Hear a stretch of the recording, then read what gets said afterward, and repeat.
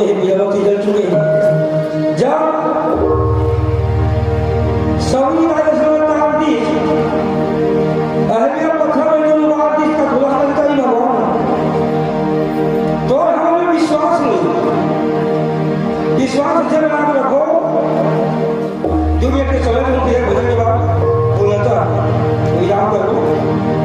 विश्वास के होना चाहिए। शुरू पर बिहार हो गया भाई लाखों हम के बिहार से हम लड़का में हो सकते हो। शुरू दिन जब अथी बड़ी साल पड़ोस के घर से बहुरिया तो मन में विश्वास से नहीं खाने का मिलाप नहीं जाएगी है वो तब की दूसरा घर ले रहा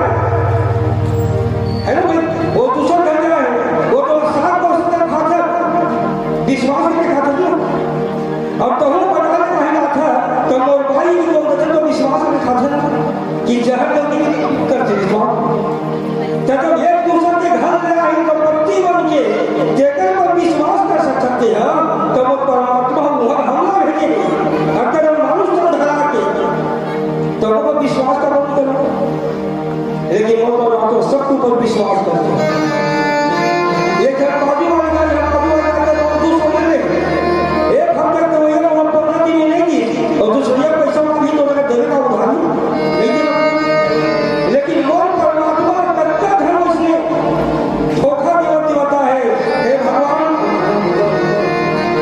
एक नंदे नहीं निकाले कोखरे नहीं निकाले तो भजन कीर्तन करिया सबको इसको करिया और सब धोखा देवा था तब वो परमात्मा का भक्ति छोड़े आज भी जन्म देते थे लेकिन हम भगवान का धोखा देवा मानस के लिए संसार हम भगवान का धोखा नहीं देवा हम अपना आप का धोखा देवा बोल क्या बना तो की है हमें भजन ले वो बिल्कुल का विश्वास हो चलिए